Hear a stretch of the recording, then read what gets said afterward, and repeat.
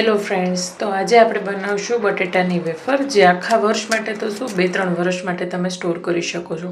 તો સૌથી પહેલાં તો આપણે તેમાં બટેટાની પસંદગી ઉચ્ચ પ્રમાણની કરવાની છે. તો આવા લંબગોળ શાઇનિંગ આપતા એટલે કે ચમકદાર કે આવા ચપટા બટેકા આપણે લેવાના નથી.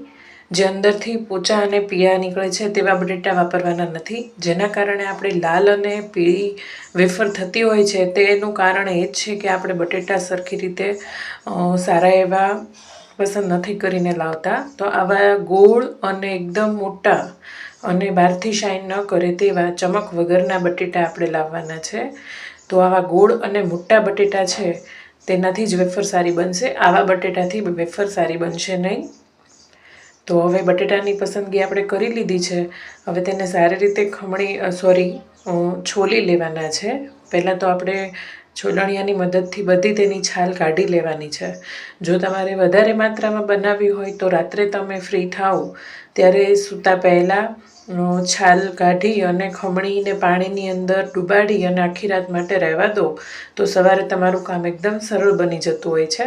તો અમે હંમેશા આવી રીતે કરીએ છીએ. પહેલાં રાત્રે જ બટેટાને છોલી અને ખમણી નાખીએ છીએ, વેફર્સ એની તૈયાર કરી લઈએ છીએ. તો પ્લાસ્ટિકની પણ ખમણી બજારમાં અવેલેબલ છે, પણ હું આ સંચાની મદદથી વેફર બનાવું છું. તો તમારે ઊભું અથવા આડું તમને જેવી સાઇઝની વેફર્સ પસંદ હોય તેવી રીતે બટેટું રાખી અને જાડી કે પાતળી ખમણી લેવાની છે. તે ધ્યાન રાખવાનું છે કે બટેટાની વેફર એકદમ સાવ પાતળી પણ ન હોવી જોઈએ, જે સુકાઈને તમે જ્યારે તળો ત્યારે થાળીમાંથી ઉડી જાય. તો મીડિયમ એવું થીક રાખવાની. થોડી ભજીયામાં આપણે જેવા કટ કરતા હોય એનાથી થોડી પાતળી એવી વેફર આપણે પાડી લેવાની છે. તો તમે ગોળ પણ પાડી શકો છો, અને જાળીવાળી તો બાળકોને ખૂબ જ પસંદ આવે છે, તો જાળીવાળી પણ તમે પાડી શકો છો. તો જાળીવાળી વેફર માટે એક વખત આવી રીતે ઊભું અને બીજી વાર આડું, આમ ઊભું અને આડું આ રીતે વેફર બનાવવાની, જેથી નીચે છે એ સરસ જાળી બની જાય. મારે આ જાળીવાળી વેફર બનાવવામાં થોડી ડિફિકલ્ટી પડે, કારણ કે તેની ધાર છે થોડી વહી ગઈ છે, તો થોડી સરખી કરાવવા માંગે છે. છતાં પણ મેં થોડી બનાવી છે. તો આ રીતે અડધી અડધી મેં બંને કરી છે. તો સારી એવી, હવે આ તો ડોળું પાણી હોય, તમારે આવી રીતે ખમણાઈ જાય એટલે 5 થી 6 વાર તેને સરસ પાણીએ ધોવી પડે. તો આ વેફરને હંમેશા ડુબાડીને જ રાખવી, નહીંતર લાલ થઈ જશે અથવા કાળી પડી જશે. તો આ રીતે પાણીની અંદર ડુબાડીને મેં રાખી છે. અને જો આવી રીતે 5 થી 6 વખત પાણી, અને વધારે કદાચ થાય, જેટલી વખત આ રીતે આછું પાણી જ્યારે ન રહેવા માંડે ત્યાં સુધી આપણે સારી રીતે ધોવાની છે. તો અહીંયા મેં થોડું પાણી ઉકળવા માટે મૂકી દીધું છે, અને તેની અંદર પાણી થોડું ઉકળવાની તૈયારી થઈ જાય એટલે અંદર મીઠું, અને મીઠા કરતાં થોડો ઓછો એટલો ફટકડીનો પાવડર ઉમેરવાનો છે. તો ફટકડીનો પાવડર ખાસ ઉમેરજો, જેથી તમારી વેફર છે તે સુકાઈને પણ પીળી નહીં થાય, એકદમ વ્હાઈટ રહેશે, જે તમે 2 થી 3 વર્ષ સુધી આરામથી વાપરી શકો છો. તેને કંઈ થતું નથી. એરટાઇટ ડબ્બામાં ભરી દો તો તમે 2-3 વર્ષ સુધી આ વેફરને ખાઈ શકો છો. તો પાણી આ રીતે સરસ ઉકળી જાય પછી જ તેની અંદર વેફર ઉમેરવાની છે. તો અહીંયા હું બધી વેફર જેટલી અંદર સમાઈ છે તેટલી હું ઉમેરી દઈશ. તો લગભગ કિલો જેટલી વેફર તો આરામથી સમાઈ જાય છે, જો તમે મોટું વાસણ લીધું હોય તો. મોટા વાસણ લેવાનો ફાયદો એ છે કે એક જ વારમાં તમે ઘણી બધી વેફર્સને બોઇલ કરી શકશો. તો આ ખાસ વાતનું ધ્યાન રાખવું કે જેમ બને તેમ મોટું વાસણ લેવું.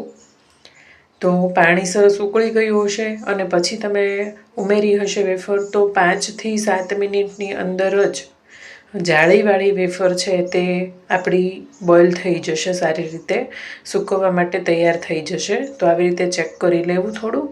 હવે તેને ચાળણીની અંદર નીતરવા માટે મૂકી દેવાની. તો અહીંયા મેં એક મોટી ચાળણી લીધી છે અને તેની અંદર બધી વેફરને કાઢી નાખી છે.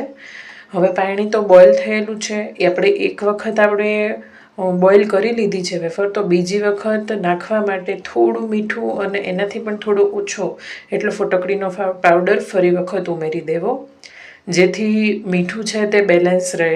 નહીંતર પહેલી વારમાં તમને બરોબર લાગશે અને બીજી વાર જ્યારે વેફર્સ પાણીમાં ઉમેરશો ત્યારે તે થોડી મોળી લાગશે.